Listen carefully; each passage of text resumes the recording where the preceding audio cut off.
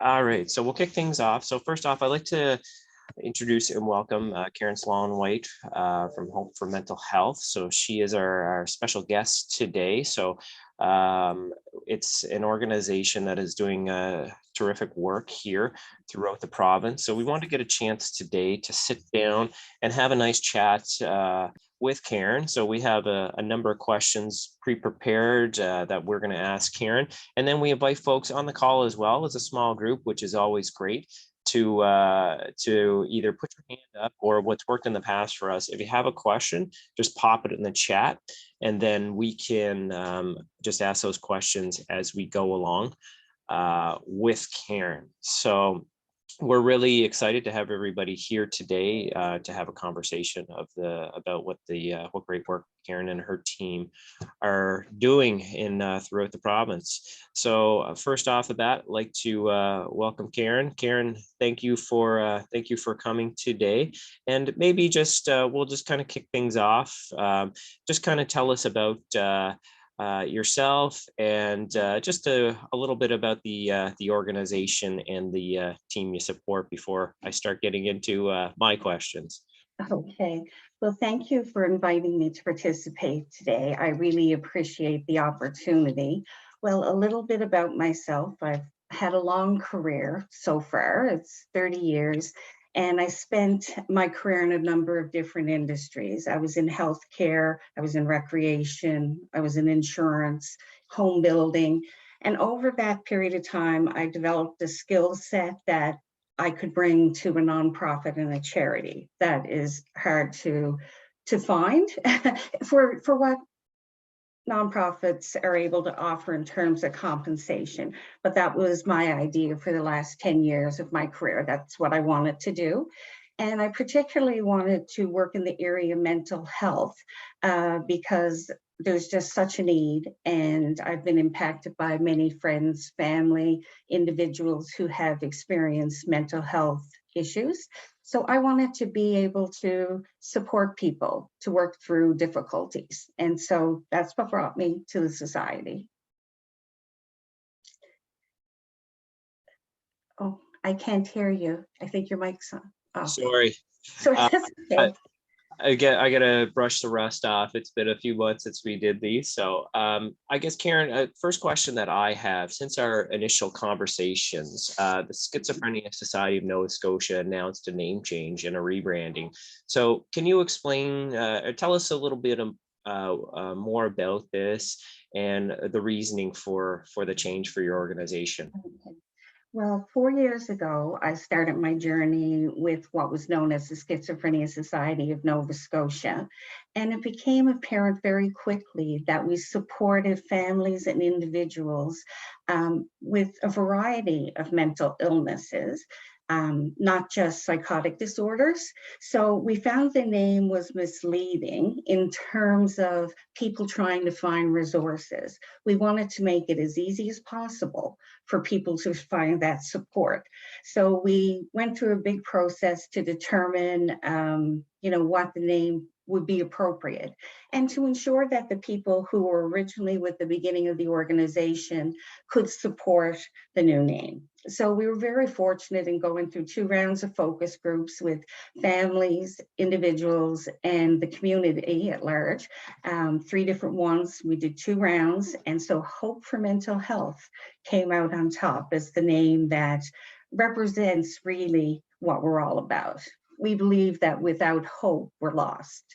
So we want to help people find their way. That's terrific. Yeah, no, I think it's such a great name, and I think you guys certainly hit it on the head with that name. So I guess, so what is, so if someone asks, so what is Hope for Mental Health and what do you do? I guess, how would you explain what you guys do? What I would explain is we're a charity, and we are fortunate to have some government grants, and then we fundraise and have donors for the rest of our operation. We focus on supporting families and individuals who live with lived experience. So we have come to realize that we're the probably the primary organization in the mental health arena that supports families. And a lot of families come to us looking for support. So we support individuals and families in different ways. So for example, for families, we have 3 main programs. It's a family support group that meets twice a month, and it's currently online. And the good thing about that is it has enabled us to truly become a provincial organization, because we can reach every corner of the province. As long as you have an internet connection, you can join. So it's really helped us serve the people who were underserved previously. And in terms of effectiveness, it's been really good. We also have one-to-one support for families. So if a family is struggling and having a difficult time supporting their loved one, they can call the team and request a one-to-one session.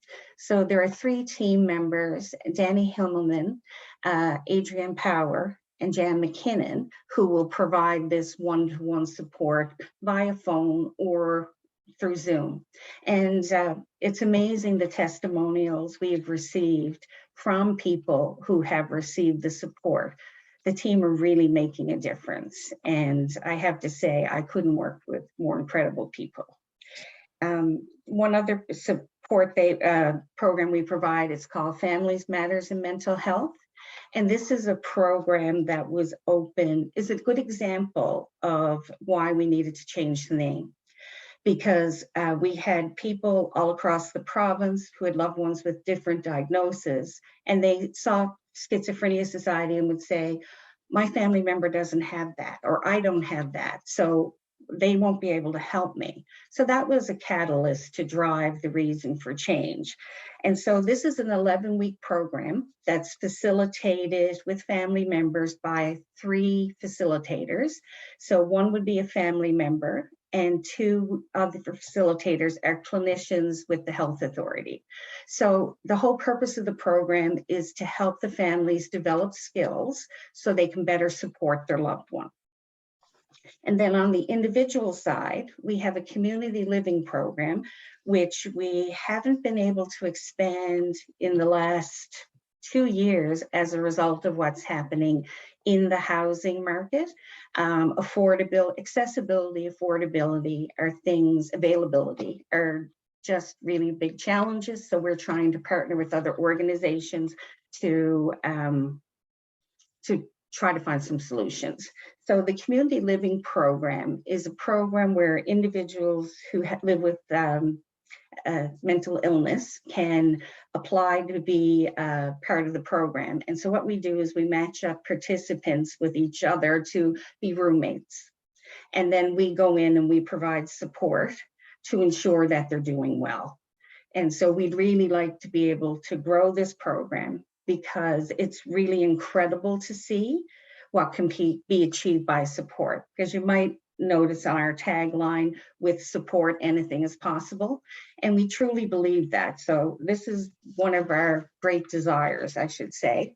That's terrific. So I'll be partisan here. There's a number of folks from Cape Breton on this call. Yeah. So just curious if this program that you just mentioned is happening in Cape Breton, or if there's anybody that is, or is it just in the Halifax area? Well, it's currently just in Halifax, and that's a problem, and we recognize that's a problem. We want to try to expand across the province, and so that is on our agenda. It's finding the resources, because like I have a team of 4, and so Jan's in Cape Breton, so she can do work there. And so, but she's only one person. And we always, when we go into anyone's home, we always have 2 people, right? So we would need to find either have the funds to hire another staff person or an exceptional volunteer, because we are being welcomed into people's home, and we have to ensure not only the staff safety, but the safety of the people we support. So it's a very good question, and it is on our wish list, and we hope to move it from a wish list to action. So so in Halifax, this sounds fantastic, and hopefully it can happen in the rest of the province. So I guess if this is happening now, how does that look? So when the support worker goes to see or goes to support the individuals, is it kind of like a person directed center approach where the individuals, you know, look for if they're struggling in certain areas, or how do they, I guess, how do they figure out the whole support? And It's a joint process, it's a team process in terms of the staff and the individual requiring support are a team, and then also the people who live together are part of the team. So when someone new comes into the program, one of the staff will meet with them, sit down and talk to them and identify what their goals are, where they would like to have support. Because we've had great success stories where people have gone on to be very successful in their careers and have a very full and happy life, which a lot of individuals don't think is possible, but it really is.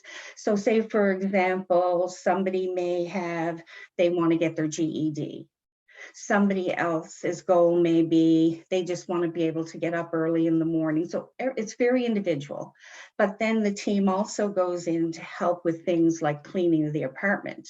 So all the housemates are there, and 2 team members go in and they do it together. great. So Awesome. it's the idea of not doing for, but doing with. Alongside. And so we do that, and we accompany people to go to appointments. If someone has a fear of getting on the bus alone, we will go with them. We'll help them develop the skills they need so that they can become independent and go whenever they want and not need anyone, whether it's a friend, a family member, anybody to go with them. So we meet each individual where they are, and we work towards their goals, because it's not what we think they should do. It's what they want to accomplish. So my heart's really in this program because I see the difference it makes. So, okay, last question, just on the housing, just because I know it's a hot topic here. So do you guys, for example, help assist in the housing search, or have you made potential partners in Halifax? You know, when you have folks coming saying, I'm looking for a spot, and then, you know, as you said, you have folks that you try to match up. So how does that look? Do you guys work with some potential landlords, or? We do. The problem is that they don't discount the accommodations. So what we do is we organize with the landlord the apartment. And so say we have an apartment with 3 people in it, then each of those individuals signs the lease themselves. But the landlord knows that they're well supported, because there's discrimination sometimes in the area of providing housing for individuals. So that's how we approach it. We're also, because of the current problem of accessibility, affordability, we are reaching out now to the community beyond those in our program to provide support. So we're working with the early psychosis program. So we want to try to support as many people as possible. And it's, you know, locating the people, knowing people who want that support, because that's the key. You have to be ready. You need to want the help, because we will never try to force what we think somebody needs, because that's not our job. Our job is to help somebody get there. And so what we're finding is that the amount of funds that the individuals get for housing is just not enough. Yeah, especially now with the cost of living on the rise as well. Absolutely. And unfortunately, the society isn't in a position yet to be able to supplement the housing. So what we want to do is try to support more people in communities. So we're reaching out to partners to help identify individuals who could benefit from support. Awesome. Okay. That was great, Karen. That was super informative. I just kind of think of the opportunities here, just what you guys are doing here up there. Just, we do kind of very similar work. So Sure. anyway, Oh, my that's mind is wonderful. turning great stuff. I guess next question I have is, can you tell us a little bit about your role with the organization, and I guess what your days look like? I'm It sure. looks like, well, they vary greatly. And in the area of mental health, we just don't know when your day is going to change, but you need to be able to turn on a dime, as they say, to be able to address the situations that arise. And like I said, I have a great team who are really good at switching gears. And so what I do with the society is I'm the team lead. So I work with the team and we problem solve, we set priorities, we deliver the strategic plan. We support each other. If someone needs help, then I step in, or whoever, to lend a hand. I'm also the government liaison, the partnership relationship builder, and a big part of my area is fundraising. So my day could be supporting a staff member. It could be going with a staff member to see someone in community. It could be having a meeting with government officials, a potential funder. Oh, I do a lot of writing. So I do a lot of writing for grants and submissions for consideration for funding.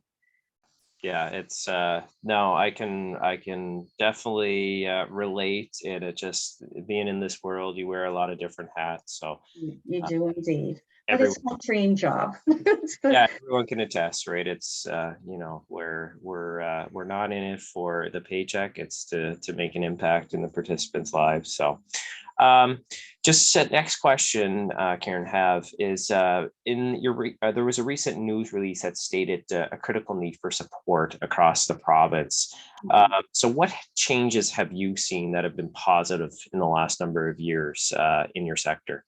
Well, there's been an increase in demand, and technology has enabled us to be able to support more people. Because when you bring people face to face, it's wonderful. But if you do that, which is what the approach was the society had 4 years ago when I came, it was you can only support so many people. And then you're specifically focused on, unfortunately, Halifax. And not to say people in Halifax don't need support, but it kind of leaves the rest of the province out. So I guess my own personal vision, and one I shared with the board, was to become a truly provincial organization. And the way to do that was through technology. So the good thing was for us, when COVID happened, our IT person, Jacob, was able to basically flip the switch and we were ready to go. So it was the biggest adjustment was for the team, because, well, and participants as well, because it's the thought, well, we can't do it that way. It needs the personal touch. We have to, and I said, guys, it's like this. I said, people need support. Is some support better than no support? Because we were in lockdown. So, and everyone said, yes, you're right. So we all put our best foot forward. And honestly, it has worked for us. And the relationships that have been built through technology, through being able to see somebody on the other side of your, like on a TV screen, on your computer screen, relationships have developed between family members, meeting a family, say in Cape Breton, someone meets someone down in the valley. They have a connection. They connect with one another at different times to based on the relationship. So it's really transformed the space in terms of the ability to support people. We've been able to really increase our numbers as a result of this. So a good example would be, I mentioned the program Families Matters in Mental Health. And one of the changes we really saw during this period of time was the increase in the family's need for support. Because when we were in lockdown, families were forced together in the same space 24 hours a day, 7 days a week, and it was very challenging. So through the services that the team provide, we were able to help those families get through some very difficult times. Previously, they may not have ever found us, right? Because they may not have, we weren't as well known, because we would have been known as the Schizophrenia Society in Nova Scotia, who resides in Halifax, and they do A, B, and C. Now we do A, B, and C province-wide. Yeah, that's terrific. And I think with, I can certainly attest with the technology, just where we had to shift and pivot just with this program, because primarily it's in person, boots on the ground. But, exactly with the pandemic, we kind of had to shift. And there we, the deal with the live webinars born. So, if a lot of this stuff didn't happen, I don't think we'd have this call today and have a call with a number of great folks, and just folks from Cape Breton, for example, learning about your organization and actually how it does, how there is a support person in Cape Breton. So certainly can agree with and that. Oh, sorry. Another big change, I'm just excited, was that our program, Families Matters in Mental Health, would require a family member and 2 clinicians from the health authority. And it was all face-to-face programming. So it meant that if you didn't have enough people, participants, you couldn't run a program. If you didn't have enough clinicians or family members, you couldn't run a program. Now what we do is we pull from all over the province. So say Jan, who's part of our team, she's trained as a family member, and she could be working with a clinician in the Valley and one in Halifax. And the participants can come from anywhere in the province. And so what we try to do is put families together who we think have a lot in common. And so Danny's and Jan are awesome at doing that. Yeah, that's awesome. And I guess some of the service and the programs that you mentioned too, Karen, is there a fee? Because I'm sure some folks will know that too as well.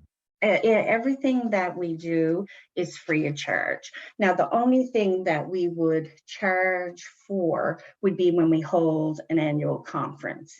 And now persons with lived experience, people can come for free. And the rates charged for, say, professionals and families are very low. So what we do is we want to make the education accessible to as many people as possible. So we're planning our next conference. I won't even say when we're thinking, but it will be, spring or fall. And we're trying to figure out how we want to do that. Like, there's been a lot of conferences that have gone on through platforms, like technology platforms. So we want to see, whether we're potentially going to do a blended model or what. So we'll wait and see. As you're deciding, we have great amenities in Cape Breton, lots of great trade spaces. So feel free. Oh, you do indeed. When I was in insurance, we actually held our annual conference in Cape Breton. Yeah, very good. Just putting it out there. Just Karen, one of the questions here, and it's probably a build on, I know we touched on it. So the 11-week education program for family and friends who are supporting someone with mental illness or current mental health and addiction, is that program only offered online, or is there opportunity to do it in person as well? Well, there are opportunities to do it in person as well. What Danny and Jan are challenged with is, putting out a call for facilitators. So you have to have so many family facilitators come forward, and the same with clinicians. Now, if you have 2 clinicians and a family member in one area, and they want to do face-to-face, and there aren't any lockdowns, we've made that possible. So there's always the opportunity to do face-to-face, but what we will do is serve as many people as possible. So if it means we're going to take 3 facilitators out of our mix of facilitators to support 5 people, when we can normally do 10 or more, then these are discussions we need to have. And, Danny and Jan speak with families to see what their needs are. And it's surprising how things have moved. on both sides, the facilitator side and the individual side, the family side, is that in the beginning, everyone wanted face-to-face. I think I'm going to wait. And then people needed the support. So they said, well, we'll give it a try. And so the outcome has been very positive. So we will continue to do a blended model. Yeah, terrific. Okay, just in that press release too, Karen, it was mentioned several ways to support Hope for Mental Health. So would you be able to discuss, I guess, if folks, how we can help to support the organization? Right. So there's a number of ways, as you mentioned, and one is through donations. So you can go on our website, make a one-time donation, or you could sign up to be a monthly donor, or whenever a person feels they would like to make a donation, they can do that. So can businesses. We also develop partnerships and sponsorships so that larger organizations will support us with dollars to achieve certain things. So like if, for example, our conference would be something we would look for sponsorship and partnerships for, and then like we will partner in communities as well. So like your organization and our organization can work together to try to achieve more in your area. Exactly. Right? Yeah.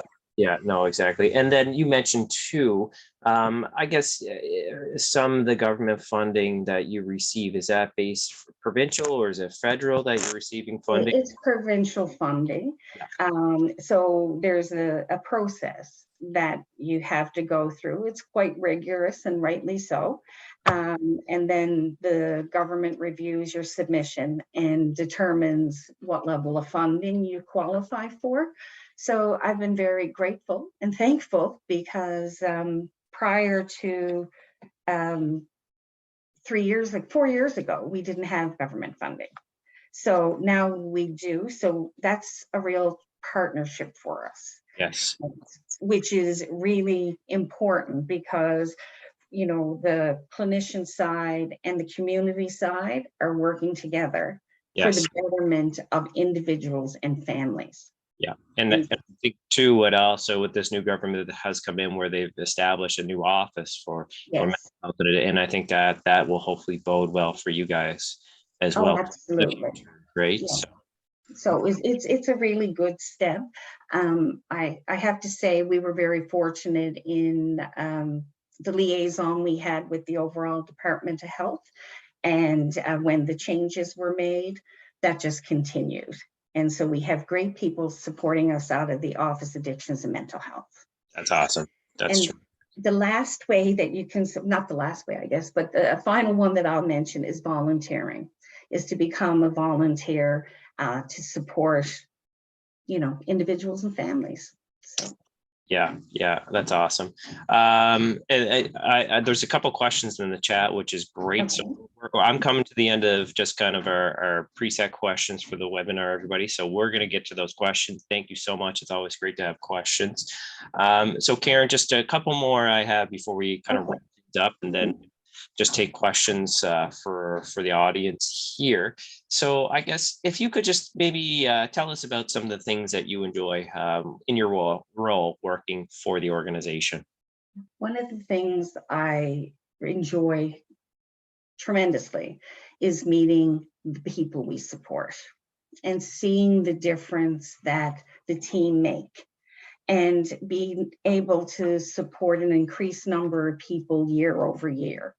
And so that reach and knowing that each year we're doing better because we're helping more people, that gets me up in the morning and makes me want to get my feet on the floor and going, because making a difference in the lives of families and individuals is what it's all about. It's enhancing that quality of life. And to be a part of that, I feel I'm very lucky to have that opportunity, because you get welcomed into people's lives and then you're able to help the best way you can. Awesome. And I guess the last question that I have, or actually the second last one, who can individuals contact for more information about the organization? I know you have a website, social media, and an email newsletter, but who would you encourage folks to contact? Well, it depends on the program they're interested in. So say, for example, if a family would like to participate in either family support group or Families Matters in Mental Health or one-to-one support, if you go on the website under that program, it will give you the name of the person or the area. So like, for example, the families come under like family support. So Danny and Jan would share that request, the requests that come in. And then say for the individual programs, you'll probably see Adrian Power's name, right? So if you are interested in attending a program, you would access the information that way. And within 24 hours, somebody's always back to you. Awesome. Okay, so Karen, I'm just going to put in just your website. Can you just remind me? I'm just going to put it in the chat right now. Just your website. Just It's, your Hope and the number 4 mentalhealth.ca. Okay, one sec there. There's construction going on outside my office. We're revitalizing Charlotte Street as we speak here and with a jackhammer. So can you just mention that just one more time? Okay, it's Hope. Yeah. The number 4. Yeah. mentalhealth.ca. .ca. Okay, I'm just putting that in the chat there as we speak, so that for everyone to access that, and then they can find the contacts, just how to get in touch. Okay, last question that I have. I guess if it was 5 years from now, Karen, where do you see your organization? Well, I would love to see us have the community living support program throughout the province. That is the ultimate for me. Yeah, I would love that too. Yeah. That would be a dream come true. Yeah. So, I mean, it's a matter of the resources. Yes. Have the know-how. It's the part about making enough connections to be able to raise the funds, to be able to deliver across the province. And that's where we want to be. Awesome. Now, are you guys having those talks with government as well, just of ways to potentially make that happen, or is that something you're probably working on? I'm sure. Yeah, we do. What we do more so in terms of the housing is partner within the community, because oftentimes government has it departmentalized. So housing would fall under community services. And for us, housing is a part of our community living. So it's moving forward and understanding from each side where we are and trying to find the best fit.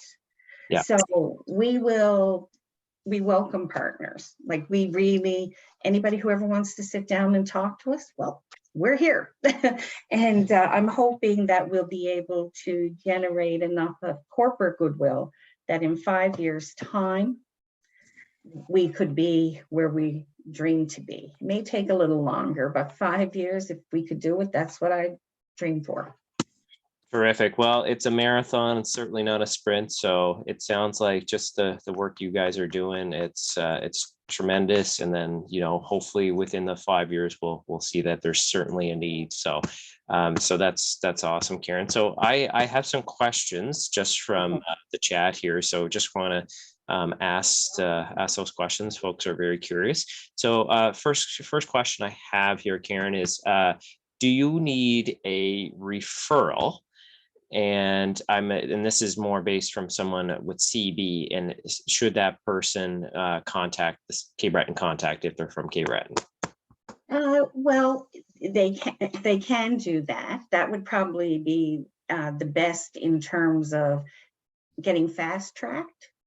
But you can also do self-referral, right? So you know what I mean? You could contact one of the team directly. Yeah, and we'll always ensure that you get the best person for your situation. Gotcha. So they can just go on the website and just either email or send a message, and yes, exactly. And someone will follow up. And 24 hours, we're able to do that. Okay, so hopefully that answers that question. The next question that we have, so Karen, you mentioned where the family support group meets virtually every 2 weeks. What day and time would that be? So good question. It's Monday and it's 6 o'clock. And I know that we always did the first Monday and the third Monday, but that may have changed. I have to check on that one. So I apologize for not knowing exactly the week, but it's always a Monday. And for example, this Monday just passed was a family support group. And there were 25 individuals who attended because there was a speaker, and the speaker was incredible. So there's a combination of having speakers in and then just having sessions where families have a chance to talk. And it's always facilitated. Danny Himmelman is our manager of family supports, and one of the other team members, either Adrienne or Jan, support her during the meeting. So just to build on that, so you mentioned a speaker. So what are some kind of speakers that you would have for these sessions, or what could you expect? Well, there could be a psychiatrist who talks about a particular mental illness. There could be a community organization that offers supports. There could be somebody who specializes in housing or employment. Awesome. It's very diverse. We try to cover the whole range of what people would be looking for.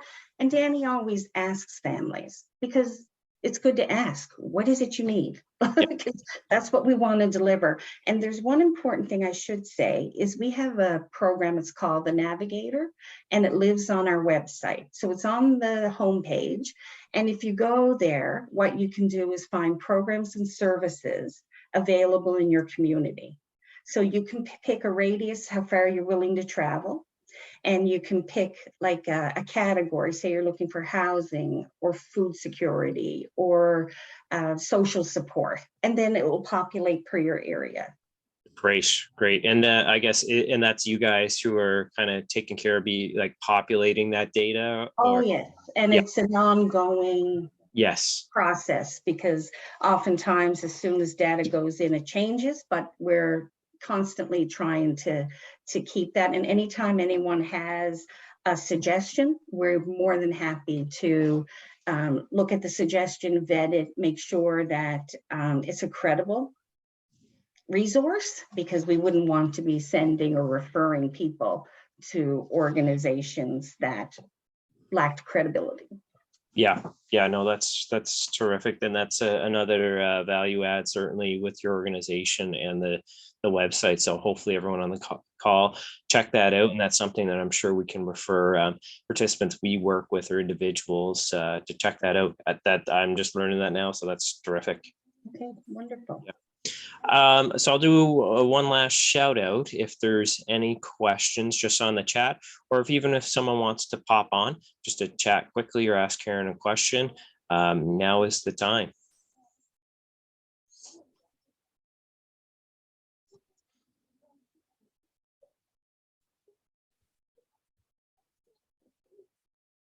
I think, Cynthia, do you have a question? One sec. Let's check. I think I don't know if you're on mute, Cynthia, but we can't hear on your end there.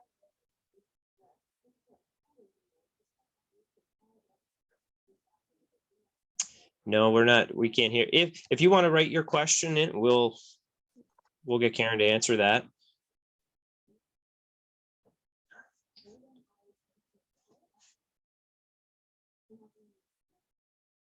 And then a quick question there, Karen, while Cynthia's writing her question there. If folks want to donate, they can just, do you have a platform on your website where you can do a donation? Absolutely. And for individuals who aren't tech savvy and want to give a donation, you can write a check. And we will give, and we always receive, because we are a charity. And that's terrific. And I'm sure people want to hear that. So I guess when Bell Let's Talk comes up, usually in January, I would encourage folks to think of this organization to make a donation, because Thank you. your money stays locally here in the In province. the province, absolutely it does. Yeah. Okay. Quick. So Cynthia has a question here. Cynthia is looking at the website and just mentioned it's very easy to navigate. So that's awesome, Cynthia. Thank you for Thank you, Cynthia. the feedback. So Awesome. yeah, so Cynthia works with the Department of Community Services here in Sydney, and she's the DSP specialist. So that's great. I'm sure they'll share that amongst their team as well. So Oh, terrific. And if anyone ever has suggestions on how we can do anything better, we are always open, because you can always do better.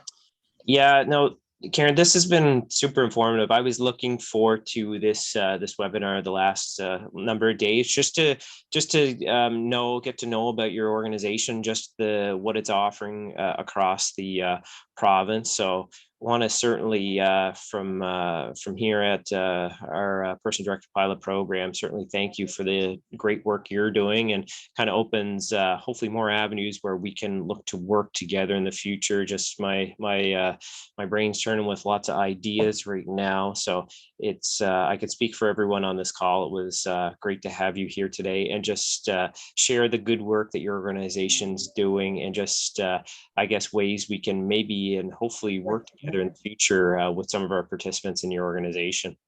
That would be fantastic. And I really want to thank you for the opportunity to talk about Hope for Mental Health and the services and supports we provide.